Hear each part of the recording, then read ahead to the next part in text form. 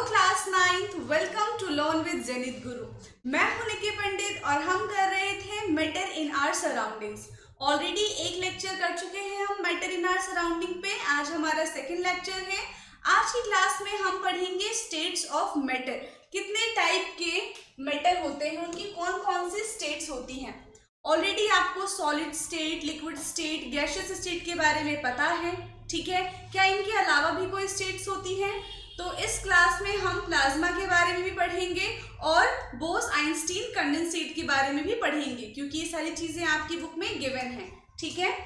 Heading क्या है आज का हमारा? States of matter.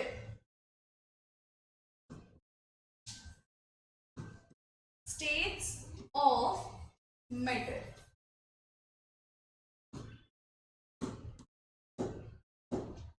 कौन कौन सा स्टेट है? फर्स्ट है solid state, solid state and then liquid state,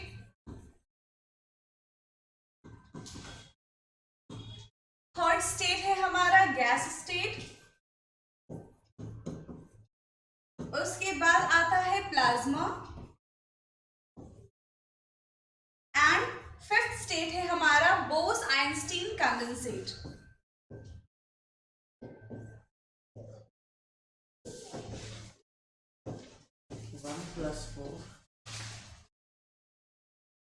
ठीक है, आज की क्लास में हम इन 5 स्टेट्स ऑफ मैटर के बारे में पढ़ेंगे। स्टार्ट करते हैं सबसे पहले सॉलिड स्टेट से। फर्स्ट है हमारा solid state.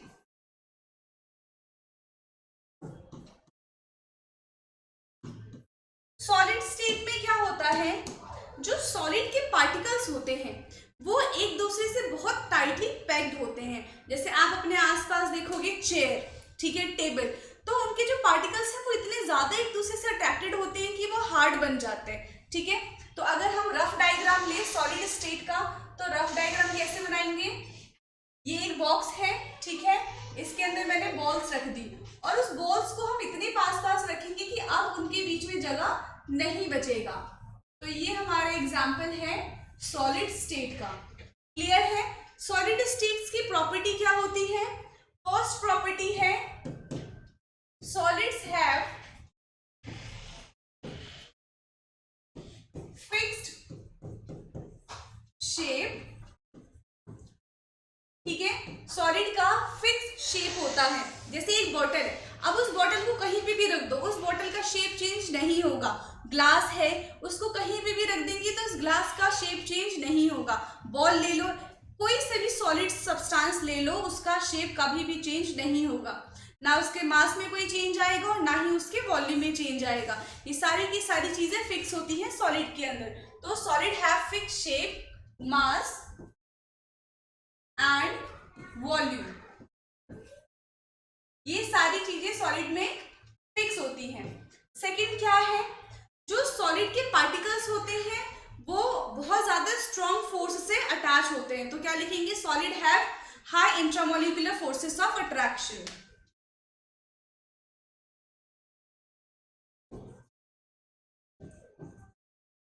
High intramolecular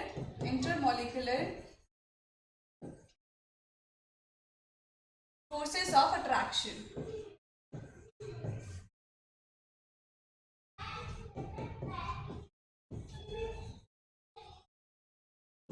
clear है? थर्ड पॉइंट क्या हो सकता है सॉलिड का? जो सॉलिड के बीच में गैप होता है वो बहुत ही ज्यादा कम होता है। उनके बीच में जो इंटरमॉलिक्यूलर स्पेस होता है वो बहुत ज्यादा कम है। तो इंटरमॉलिक्यूलर स्पेस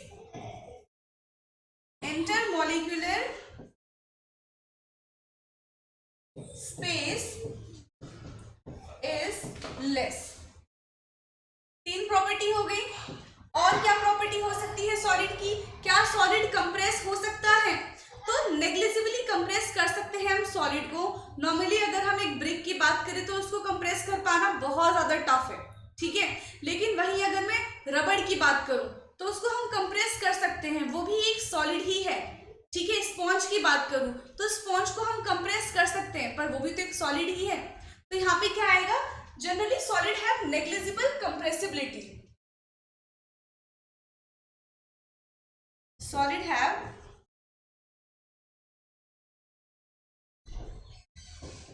negligible compressibility.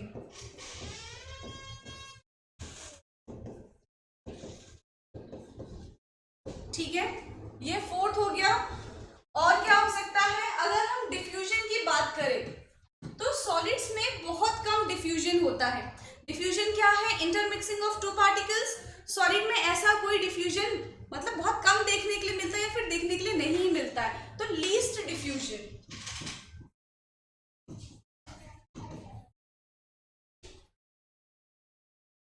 ये हमारा फिफ्थ हो गया, इसमें लीस्ट डिफ्यूजन है। और क्या है, सॉलिड की इतनी सारी प्रॉपर्टी देख के कि उनके बीच में जो इंटरमॉलिक्यूलर स्पेस होता है वो बहुत ज्यादा कम है, हाई फोर्स ऑफ अट्रैक्शन है, इसी वजह से ये सारी चीजें मिलके सॉलिड को रिजिड बनाती हैं। तो solid is also known as rigid.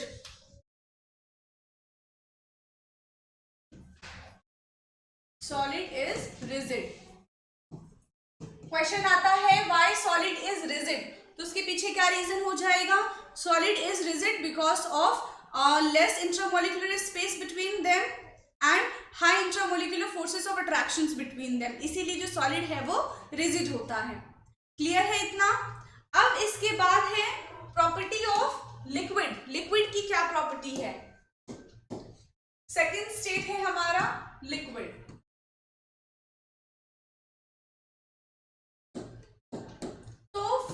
क्या प्रॉपर्टी होगी लिक्विड की, कि लिक्विड का वॉल्यूम तो फिक्स होता है, ठीक है, बट उसका जो शेप है वो फिक्स नहीं होता। जिस भी कंटेनर में हम लिक्विड को रखेंगे तो वो उसी का शेप ले लेगा। क्लियर है। सो लिक्विड हैव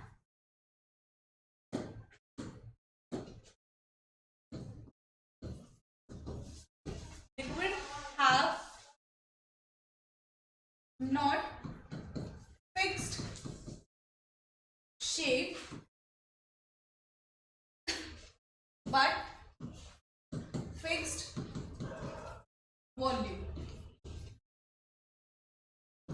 ठीक है, उसका फिक्स शेप नहीं होता, फिक्स वॉल्यूम होता है। क्लियर है।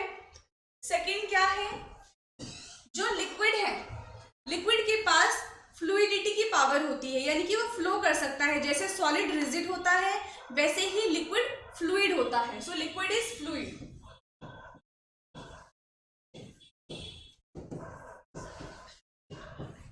और अगर हम कंप्रेसिबिलिटी की बात करें तो ये भी लीस्ट कंप्रेसिबल होगा।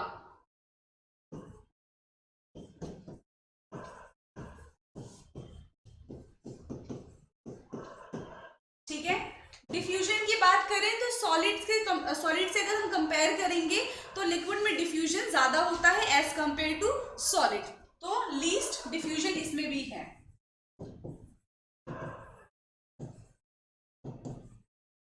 Least diffusion. और अगर हम इंट्रामोलिकुलर स्पेस की बात करें तो उसमें intramolecular space is more than solid. Solid से ज्यादा स्पेस होता है लिक्विड में। सो intermolecular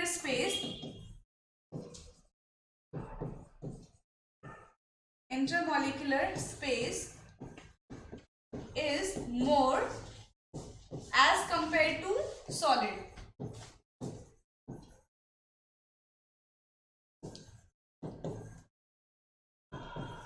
ठीक है, और अगर हम इंटरमोलिकुलर फोर्सेस ऑफ अट्रैक्शन की बात करें तो वो वीक होगा as compare to solid. Sixth क्या है, intermolecular force of attraction.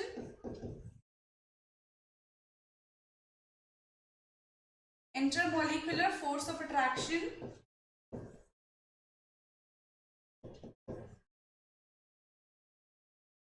Is less than solid. ठीक है, ये हो गया। और क्या हो सकता है, इसमें हमने डिफ्यूजन भी देख लिया, कंप्रेसिबिलिटी भी देख लिया, सारी चीजें हो गई। अगर इसका मैं शेप बनाऊं तो कैसा बनेगा, देखो सॉलिड में क्या था, जो पार्टिकल्स थे वो बहुत ज्यादा एक दूसरे से चिपक के हमने उसको लगाया था, लेकिन यहाँ पे क्या होगा, उनके बीच का जो स्पेस होगा थोड़ा सा ज्यादा होगा। तो अगर एक सॉलिड लिक्विड मॉलिक्यूल्स ऐसा है तो उनके बीच में थोड़ा सा गैप होगा। तो ये है लिक्विड। ठीक है, अब इसके बाद आता है गैस। थर्ड है हमारा गैस। गैस में क्या आएगा? सबसे पहला, गैस का ना तो फिक्स शेप होता है, ठीक है, और ना ही फिक्स वॉल्यूम होता है। अगर मैंने गैस को इस रूम में छिड़क दिया, जैसे परफ्यूम की यहाँ पे छिड़क दिया, तो क्या होगा? पूरे रूम में उसकी खुशबू आ जाएगी, ठीक है। तो उसका कोई फिक्स नहीं है, जितने ज्यादा एरिया में हम उसको स्प्रेड कर देंगे वो उतने ज्यादा एरिया में स्प्रेड हो जाएगा। क्लियर है? तो guys have neither fixed mass nor fixed volume, ठीक है। सेकंड क्या है? Nor fixed shape.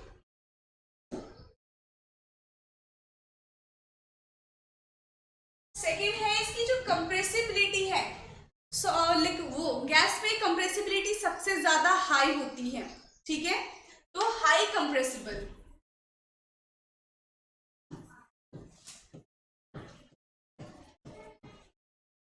High compressibility, और rate of diffusion is also high.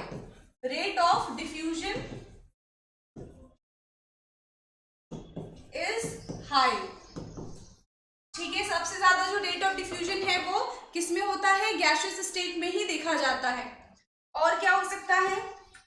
जो इंटरमॉलिक्यूलर स्पेस है गैसियस में वो सबसे ज्यादा है, ठीक है। अगर सॉलिड और लिक्विड से हम कंपेयर करेंगे तो high intermolecular space, and fifth है least intermolecular forces of attraction.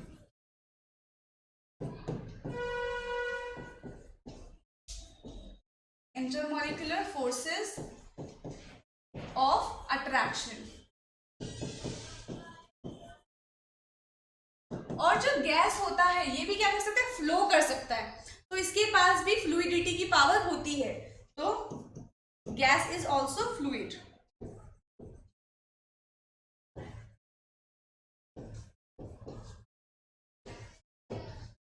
Clear है? इसका अगर मैं जनरल स्ट्रक्चर बनाऊं तो कैसा बनेगा? एक पार्टिकल्स यहाँ पे है, एक पार्टिकल्स यहाँ पे, एक यहाँ पे, एक यहाँ पे, इनके बीच में जो गैप है वो बहुत ज्यादा है और जो फोर्स ऑफ अट्रैक्शन है वो कम है, ठीक है। 3 हो गया। अब इसके बाद आता है प्लाज्मा। फोर्थ जो स्टेट्स ऑफ मैटर है वो है प्लाज्मा।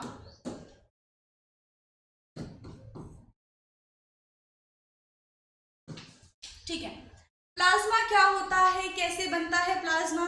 देखो, सबसे पहले हमने क्या लिया? एक सॉलिड लिया, ठीक है। सबसे पहले हमने सॉलिड लिया है। अब इस सॉलिड को मैं करूंगी हीट। सॉलिड को हीट करने से सॉलिड किस में कन्वर्ट हो जाएगा? लिक्विड में। फिर भी इसको हीट करना हमने बंद नहीं किया, इसको और हीट किया हमने। इसको और हीट करने पे ये गैस में कन्वर्ट हो जाएगा। फिर भी इसको हम कंटिन्यूसली हीट करते रहेंगे। इसको फिर हीट किया हमने, अभी क्या हो जाएगा? ये वेपर में कन्वर्ट हो जाएगा।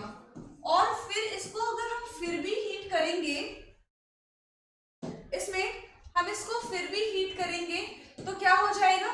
ये आयंस में कन्वर्ट हो जाएगा, ठीक है। यानी कि जब बहुत ज्यादा टेम्परेचर होगा, मोर देन 5000 डिग्री सेंटीग्रेड, इतना टेम्परेचर होगा, तो एक जो सॉलिड है वो किस में कन्वर्ट हो जाएगा? वो आयंस में कन्वर्ट हो जाएगा, ठीक है। तो आयंस में जब वो कन्वर्ट हो जाता है, वो आयनाइज हो जाएगा, तो उस टर्म को हम बोलेंगे प्लाज्मा। तो देखो यहाँ पे कितना ज्यादा टेम्परेचर होता है प्लाज्मा के अंदर, ठीक है। ये बहुत ही ज्यादा super energetic and super excited state होती है, ठीक है। तो क्या लिखेंगे? Plasma is the fifth states of matter. Plasma is the fifth, नहीं, fourth states of matter. Plasma is the fourth state of matter, ठीक है। और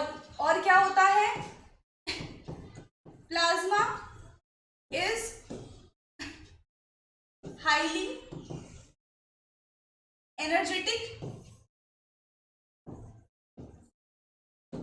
हाईली एनर्जेटिक है, सुपर एक्साइटेड है।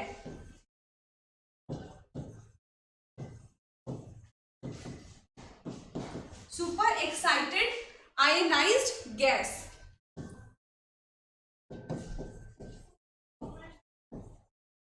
ठीक है, तो जब सुपर एक्साइटेड आयनाइज्ड गैस होता है तो उसको हम प्लाज्मा बोलते हैं। एक्चुअली होता क्या है, इतना ज्यादा टेम्परेचर देने के बाद एक एटम के अंदर से आयंस रह जाते हैं, पॉजिटिव चार्ज रह जाते हैं और उसके जो इलेक्ट्रॉन्स हैं वो वहां से निकल जाते हैं, तो वो आयनाइज्ड गैस बन जाता है और उसको हम बोलते हैं प्लाज्मा। कहाँ पे यूज किया जाता है? इट इज यूज्ड इन, कहाँ पे यूज करेंगे हम इसको? फ्लोरोसेंट बल्ब में यूज करेंगे, fluorescent tube, fluorescent tube and neon sight bulb, neon sign bulb, यहाँ पे इसका यूज किया जाता है। नियॉन साइन बल्ब में क्या होता है? नियॉन गैस प्रेजेंट होती है, वही फ्लोरोसेंट ट्यूब में हीलियम या फिर अदर गैस प्रेजेंट होती है। ठीक है, और जिस टाइप की गैस प्रेजेंट होगी उसी टाइप का वो कलर शो करेगा, वो डिपेंड करता है कि कौन सा गैस हमने उसके अंदर इंसर्ट किया है। क्लियर है? और क्या है, जो हमारा सन है, ठीक है, वो ग्लो क्यों करता है? क्योंकि उसके अंदर ही प्लाज्मा वाला प्रोसेस चल रहा होता है। ठीक है, अगर एग्जांपल दें कि प्लाज्मा कहाँ पे होता है, तो जितने भी स्टार्स हैं, जो सन है, क्योंकि वहां का टेम्परेचर बहुत ज्यादा है, ठीक है, तो वहां पे प्लाज्मा का ये एग्जांपल देखने के लिए मिल सकता है। कर सकते हैं sun glow due to plasma present in it. Clear है? तो ये है हमारा प्लाज्मा के बारे में। अब हम पढ़ेंगे fifth states of matter, that is Bose-Einstein condensate. Fifth है हमारा बोस-आइंस्टीन कंडेंसेट। अब ये जो बोस-आइंस्टीन कंडेंसेट है, हुआ क्या था, दो साइंटिस्ट ने मिलकर ये थ्योरी दी है। कौन कौन से? पहले साइंटिस्ट का नाम है एस.एन. बोस, ठीक है, और सेकंड साइंटिस्ट का नाम क्या है? Albert Einstein. तो इन दोनों की थ्योरी, सबसे पहले क्या हुआ, बोस आइंस्टीन ने अपनी एक थ्योरी बनाई और वो थ्योरी भेजी थी एल्बर्ट आइंस्टीन को। ठीक है, तो एल्बर्ट आइंस्टीन को स्टोरी भेजी, फिर उन्होंने वो सारा रीड किया, थ्योरी जो भी उन्होंने रिसर्च किया था बोस ने, तो उसको पढ़ने के बाद एक जो नई थ्योरी बनी, तो वो कौन सा स्टेट बन गया हमारा? वो बना है बोस आइंस्टीन कंडेंसेट। ठीक है, तो दो साइंटिस्ट कौन कौन से थे? एस.एन. बोस और सेकंड है एल्बर्ट आइंस्टीन। इन दोनों ने मिलकर थ्योरी दी थी। तो ये थ्योरी क्या है? देखो, जब टेम्परेचर बहुत ज्यादा कम होता है, वो एब्सोल्यूट जीरो पे जब टेम्परेचर पहुंच जाता है, तो उस कंडीशंस को हम बोलते हैं बोस आइंस्टीन कंडेंसेट। और टेम्परेचर कितना पहुंच जाता है? वो एक इमेजिनरी टेम्परेचर है, उतना टेम्परेचर लेकर आ पाना बहुत ज्यादा डिफिकल्ट है। टेम्परेचर की अगर हम बात करें तो यहाँ पे टेम्परेचर पहुंच जाता है -273.15, यानी कि एब्सोल्यूट जीरो। एब्सोल्यूट जीरो तक जब टेम्परेचर पहुंच जाएगा तो वो फिफ्थ स्टेट्स ऑफ मैटर को अचीव कर लेगा। क्लियर है? इतना पांचों स्टेट्स हमने कवर कर लिया। एक बार आपकी बुक से रीडिंग करते हैं हम, तो आपको और ज्यादा अच्छे से क्लियर हो जाएगा। ठीक है,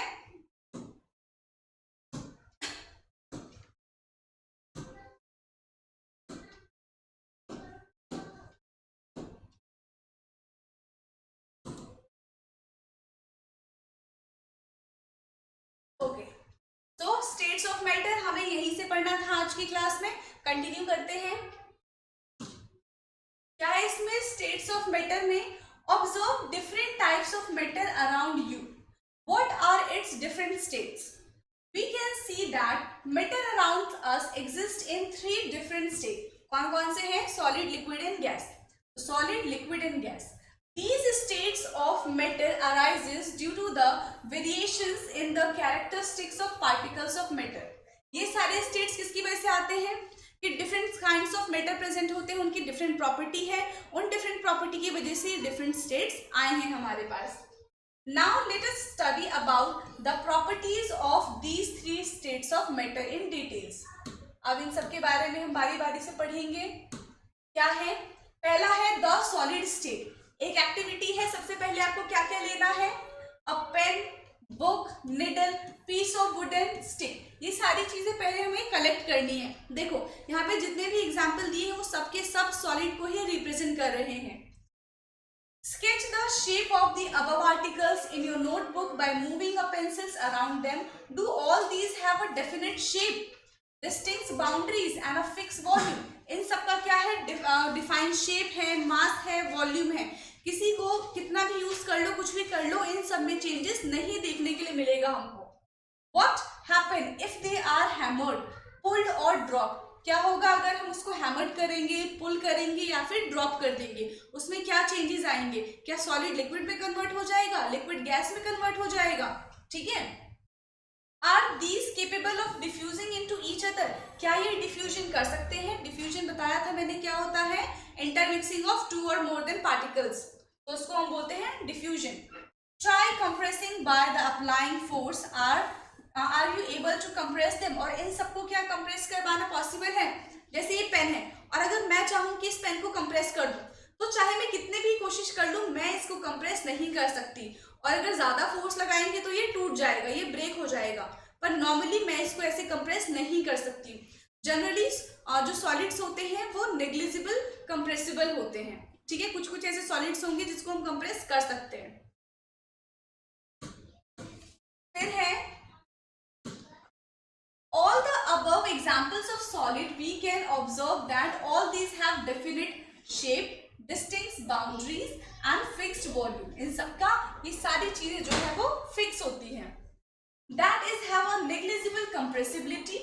Solids have a tendency to maintain their shape when subjected to the outside force. Solid may break under the force, but it is difficult to change their shape, so they are rigid. क्या कह रहे हैं कि जो solids है उनका shape, उनके shape को चेंज करना बहुत ज्यादा टफ है। वो या तो ब्रेक हो जाएगा, ठीक है, लेकिन वो अपनी शेप को चेंज नहीं करेगा। क्लियर है? उसके बाद क्या कह रहे हैं? इसलिए हम उनको क्या बोलते हैं? रिजिड बोलते हैं। ये वाली टर्म बताई थी मैंने, रिजिड वाली। Consider the following. What about a rubber band? Can it change its shape on stretching? It is a solid. Rubber band का क्या सीन है? जो रबर बैंड होता है उसको हम खींचेंगे और वो स्ट्रेच हो जाएगा, छोड़ देंगे तो वापस से कंप्रेस हो जाएगा। तो क्या वो सॉलिड है? वो तो कंप्रेसिबिलिटी पावर शो कर रहा है।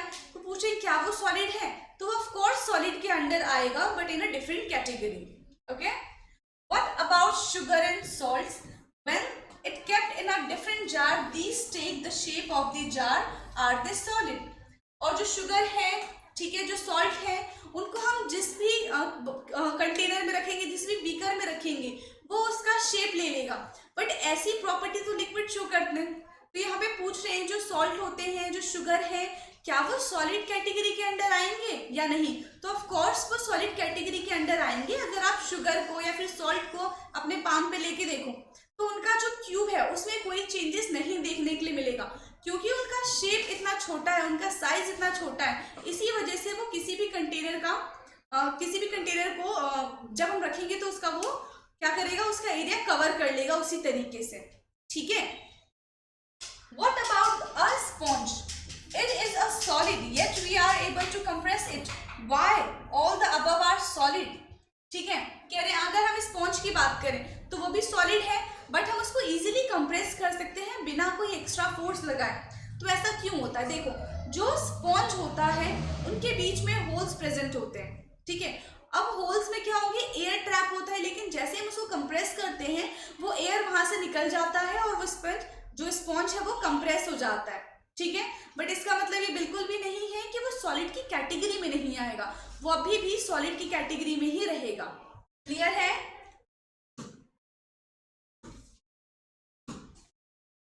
A rubber band change its shape under the force and regain the same shape when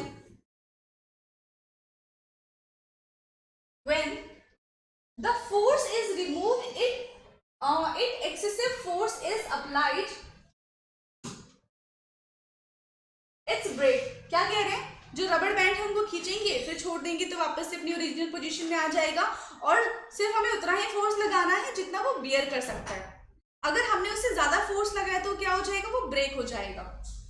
The shape of each individual sugar or salt crystal remain fixed whether we kept in our hand, put it in a plate or in a jar. एक cube का जो shape है वो change नहीं होगा चाहे हम उसको कहीं पे भी रख दें। A sponge has minute holes in which air is trapped. When we press it, the air is expelled out and we are able to compress it. अभी बताया मैंने, ठीक है, सेम है। एयर ट्रैप होते हैं स्पॉन्ज के अंदर, जैसे हम उसको कंप्रेस करेंगे जो ट्रैप्ड एयर है वो वहां से निकल जाएगा और स्पॉन्ज इजीली कंप्रेस हो जाएगा। ओके, तो यहाँ पे हमने सॉलिड स्टेट खत्म कर लिया है। अब हम करेंगे लिक्विड स्टेट के बारे में।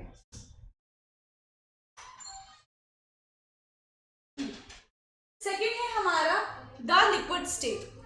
लिक्विड स्टेट में क्या है, collect the following: water, cooking oil, milk, juice, a cold drink, containers of different shapes. Put a 50 ml mark on these containers using a measuring cylinder from the laboratories.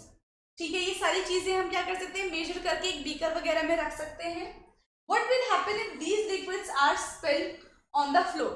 और अगर वही सारी चीजें floor पे गिर जाती हैं तो क्या होता है, पहले एक बीकर में था, कंटेनर में था, तो उन्होंने एक बीकर और एक कंटेनर का शेप लिया, लेकिन जैसे ही वो गिर जाएगा फ्लोर पे तो वो क्या होगा, फैल जाएगा।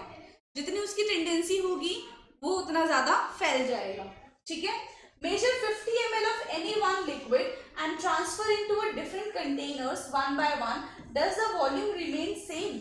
देखो, अगर हमने 50 ml कोई चीज ली है, उसको किसी में भी रख दो, वो रहेगा तो 50 ml ही ना, उसके वॉल्यूम में क्या चेंज आएगा, लेकिन उसके शेप में चेंज आ सकता है। अगर हमने जार में रखा है तो वो जार का शेप ले लेगा, अगर हम उसको बॉटल में रखते हैं तो वो बॉटल का शेप ले लेगा। बट अगर हमने 50 ml कोई चीज ली है तो किसी में भी ट्रांसफर कर दो, वो रहेगा तो 50 ml ही, चेंज थोड़ी हो जाएगा, है ना, अनटिल अनलेस आप उसको यूज ना कर लो। क्लियर है? Okay, does the shape of the liquid remain same? When you pour the liquid from one container into another, does it flow easily? Of course, क्योंकि लिक्विड के पास फ्लूइडिटी पावर होती है, वो फ्लो कर सकता है, तो एक कंटेनर से दूसरे कंटेनर में हमें लिक्विड को पोर करने में कोई डिफिकल्टीज नहीं आएगी। We observe that liquids have no fixed shape but have a fixed volume. जो लिक्विड है उसका कोई फिक्स शेप नहीं होता, बट उनके फिक्स वॉल्यूम्स होते हैं। They take up the shape of the container in which they are kept. जिस भी कंटेनर में आप उनको रखोगे वो क्या हो जाएगा, उसका शेप ले लेगा। Liquids flow and changes shape, so they are not rigid, but they can be called fluid. अब क्या है, वो इजीली ट्रांसफर हो जाएंगे, हम उसमें इजीली क्या कर सकते हैं, उनका जो फोर्स ऑफ अट्रैक्शन है वो भी वीक होता है एज कम्पेयर टू सॉलिड। तो हम इसको रिजिड ना बोल के हम इसको नया टर्म देंगे, और वो नया टर्म क्या है, वो फ्लूइड है। ठीक है, liquid have a power of fluidity. Refer to activities 1.4 and 1.5 where we saw that solids and liquids can diffuse into liquids. जो सॉलिड्स होते हैं और जो लिक्विड्स होते हैं उन दोनों को हम मिला सकते हैं, डिफ्यूज कर सकते हैं। ठीक है, और उस प्रोसेस को हम क्या बोलेंगे, उस प्रोसेस को हम बोलते हैं diffusion. The gases from the atmosphere diffuse and dissolve in water. These gases, especially oxygen and carbon dioxide, are essential for the survival of aquatic animals and plants. इसमें क्या है, देखो, जैसे कि जो एक्वेटिक एनिमल्स होते हैं वो रिवर्स वगैरह में रहते हैं, पॉन्ड्स वगैरह में रहते हैं, तो उनको वहां से ऑक्सीजन कैसे मिलता है, तो क्या होता है कि लिक्विड में जो ऑक्सीजन है वो डिसॉल्व होता है, तो उनको वहां से वो डिसॉल्व ऑक्सीजन मिलता है। तो ये भी तो एक डिफ्यूजन का ही प्रोसेस है कि जो गैसेस है वो लिक्विड में इजीली डिसॉल्व हो गया, डिफ्यूज हो गया। क्लियर है? उसके बाद है all living creatures need to breathe for survival. The aquatic animals can breathe under water due to the presence of dissolve oxygen in water.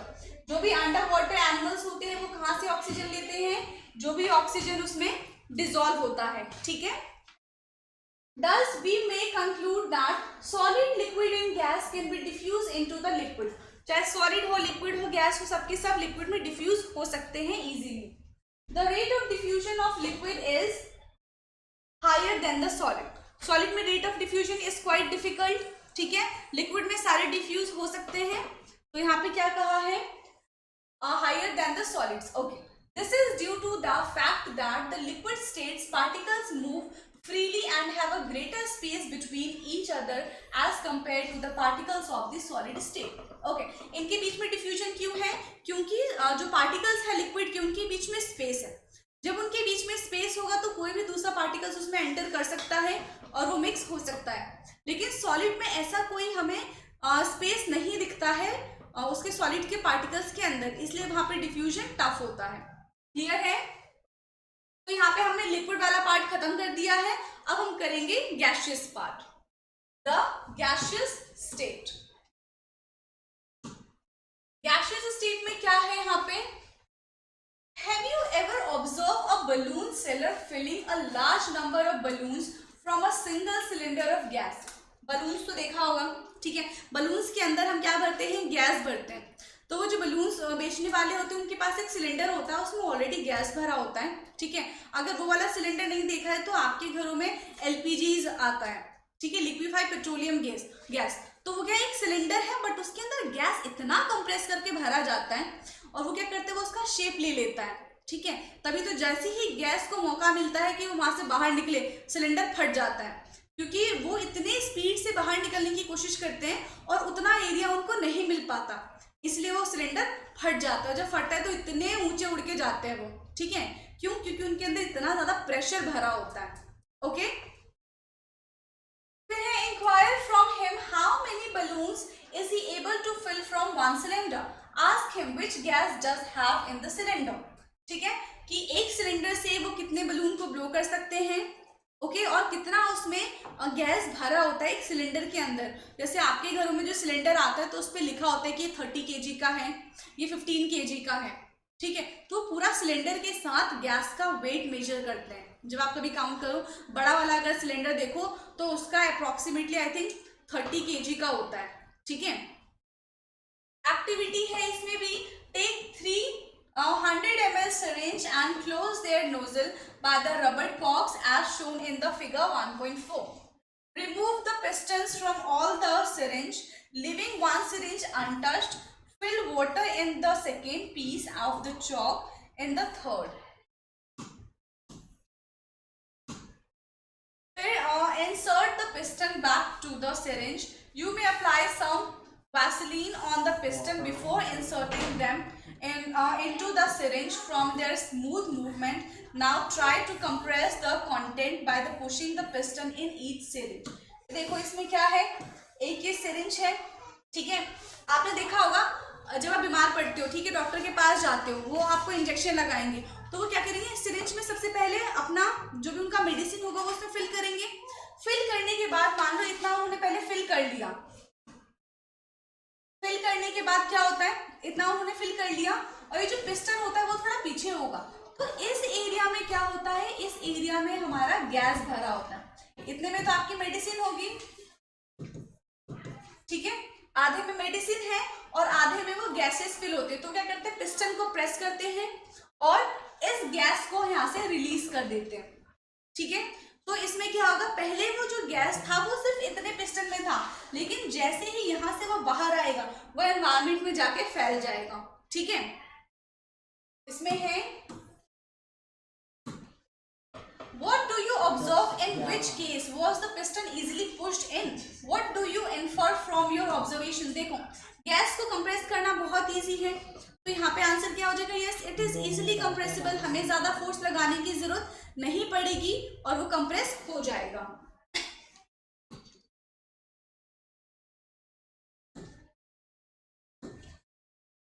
इसके बाद है okay,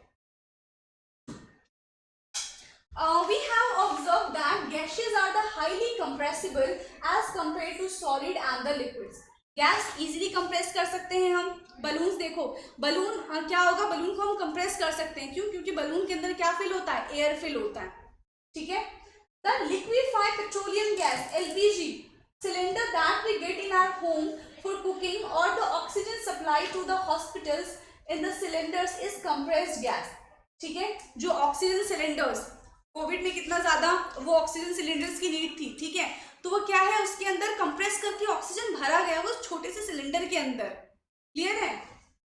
compressed natural gas CNG, जो ऑटोज में और सीएनजीज वगैरह यूज करते हैं, is used as a fuel these days in the vehicles.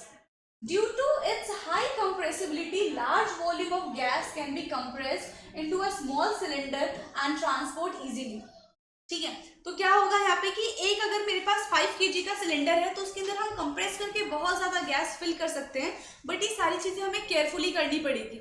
ठीक है, पता चले कि हमने ज्यादा उसमें गैस कंप्रेस कर दिया तो वो फट जाएगा, तो इतना भी नहीं होना चाहिए। जैसे जो व्हील्स होती हैं, व्हीकल्स की जो व्हील्स होती है उसमें भी गैस फिल किया जाता है, ठीक है, उसमें भी हवा फिल की जाती है, तो हम उसमें उतना ही उसको कंप्रेस करते हैं जितना वो बियर कर सके, अदरवाइज ज्यादा उसमें हवा भर देंगे तो वो भी फट जाएगा। We come to know that what is being cooked in the kitchen without even entering there. हमें कैसे पता चल जाता है कि किचन में क्या बना रही है हमारी मदर? ठीक है, क्यों? क्योंकि जो हॉट फूड है उनका जो स्मेल है वो भी क्या करेगा, वो डिफ्यूज करेगा, तो डिफ्यूज करेगा तो एनवायरमेंट की गैस के साथ कंबाइन होगा, और जो एनवायरमेंट का गैस है वो तो सारी जगह घूम रहा है, ठीक है, तो वो हमारे नोज तक आ ही जाता है, हमें पता चल जाता है कि किचन में क्या बन रहा है। ठीक है, how does this smell reaches us? The particles of the aroma of food mix with the particles of the air spread from the kitchen reach us and even further away. The smell of hot cooked food reach us in seconds. Compare this with the rate of diffusion of solid and the liquids. तो यहाँ पे kinetic energy ज्यादा होने की वजह से rate of diffusion जो है वो बहुत ज्यादा हो जाता है। तो रेट ऑफ डिफ्यूजन अगर हम कंपेयर करें सॉलिड से और लिक्विड से, तो उन दोनों से गैसेस का रेट ऑफ डिफ्यूजन काफी हाई है। Due to high speed of particles and the large space between them, gaseous shows the property of the diffusing very fast in other gases. Diffusion के पीछे का एक और रीजन क्या है कि उनके बीच में स्पेस ज्यादा है, तो वो इजीली डिफ्यूज हो जाएंगे। In the gaseous state, the particles move about randomly at high speed. Due to this random movement, the particles hit each other and also the wall of the container. The pressure exerted by the gas become of this force exerted by the gas particles per unit area on the wall of the container. देखो क्या है, अगर एक container के अंदर मैं gases particles को रख दूंगी तो क्या करेंगे, कंटिन्यूसली मूव करेंगे और जो कंटेनर है उसके वॉल को कंटिन्यूसली हिट करते रहेंगे। क्यों? क्योंकि उनके पास प्रेशर बहुत ज्यादा होता है, उसको हमने कंप्रेस करके रखा होता है। तो कुछ ऐसा है, ये किसका है, ये सॉलिड का है, ये लिक्विड का है और ये गैसेस का है।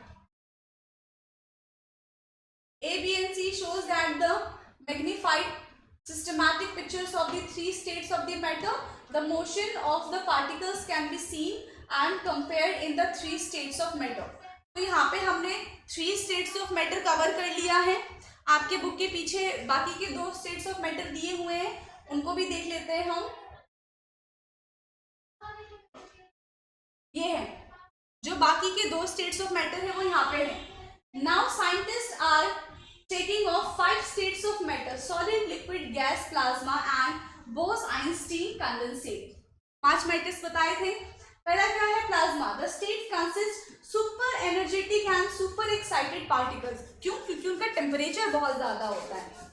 These particles are in the form of ionized gas। ionized gas अभी बताया था, इतना ज्यादा हम उसको टेम्परेचर दे देते हैं कि एक एटम जो होता है उसके अंदर इलेक्ट्रॉन्स निकल जाते हैं, सिर्फ चार्ज बच जाता है। जैसे कि एक एटम है तो ये न्यूक्लियस है इसका और इसके आसपास इलेक्ट्रॉन्स रिवॉल्व कर रहे हैं, तो हम इसको इतनी एनर्जी दे देते हैं कि ये इलेक्ट्रॉन्स अपने एटम को छोड़ के चले जाते हैं और यहाँ पे सिर्फ चार्ज पार्टिकल्स बचते हैं, ionised charge particles. The fluorescent tube and the neon sign bulb consist of plasma. इन दोनों के अंदर प्लाज्मा प्रेजेंट होता है। Inside a neon sign bulb there is a neon gas and inside a fluorescent tube there is a helium gas or some other gas। यही लिखवाया था अभी नोट्स में। The gas get ionized, that is get charged when electrically energy flow through it। और क्या करते हैं, ये बल्ब के अंदर प्रेजेंट होता है। जैसे ही उन बल्ब को इलेक्ट्रिसिटी प्रोवाइड करते हैं, वो चार्ज हो जाता है और ग्लो करना स्टार्ट कर देता है। This charging up creates a plasma glowing inside the tube और बल्ब। The plasma glow with a special colour depending on the nature of the gas. जिस टाइप का गैस होगा वैसा ही कलर हमें शो होगा। The sun and the stars glow because of the presence of plasma in them. ठीक है, the plasma is created in the stars because they have high temperature. जो स्टार्स है, जो सन है, उनके पास मोर देन 5000 डिग्री सेंटीग्रेड तक temperature present होता है, तो इसलिए हमें वहां पे प्लाज्मा देखने के लिए मिलता है। ठीक है, इसके बाद आता है हमारा बोस-आइंस्टीन कंडेंसेट। आज की क्लास का लास्ट टॉपिक है। इन 1920 Indian physicist Satyendra Nath Bose had done some calculations for the fifth states of matter. Building on his calculations, Albert Einstein predicted a new states of matter. इन दोनों ने मिलकर थ्योरी बनाई। ठीक है, सबसे पहले एस.एन. बोस ने अपनी थ्योरी बनाई थी, उन्होंने फिर आइंस्टीन को भेजा और वहां से उन्होंने स्टडी करके फिफ्थ स्टेट्स ऑफ मैटर ढूंढ लिया। द बोस-आइंस्टीन कंडेंसेट, जिसको हम BEC के नाम से जानते हैं, in 2001 Eric A Cornell, Wolfgang Katherine and Carl E, women of USA received the Nobel Prize in Physics for achieving Bose-Einstein condensate. इनके लिए इनको नोबेल भी मिला था। The BEC is formed by cooling a gas of extremely low density. Plasma क्या था? High temperature था, और जो BEC है वो लो टेम्परेचर है। कितना? -273.15 degree centigrade. About the 100,000 the density normal to the air. To super low temperature, यहाँ पे क्या होता है? सुपर लो टेम्परेचर है, वहां पे सुपर हाई टेम्परेचर है। यू कैन लॉग ऑन, अच्छा ठीक है, टू गेट मोर, इसके बारे में अगर और जाना हो तो यहाँ से आप देख सकते हो information on these fourth and the fifth states of matter. तो यहाँ पे आज की क्लास में आपका 5 स्टेट्स ऑफ मैटर कवर हो गया है। ठीक है, अब क्या बचा है हमारा इसमें? नेक्स्ट क्लास में हम इंडेक्स क्वेश्चन आंसर करेंगे। ठीक है, जितना हमने आज की क्लास में पढ़ा उसी पे बेस्ड हम क्वेश्चन आंसर करेंगे। तो आज की क्लास में यहीं पे एंड कर रही हूँ, मिलते हैं नेक्स्ट क्लास में। Okay, thank you.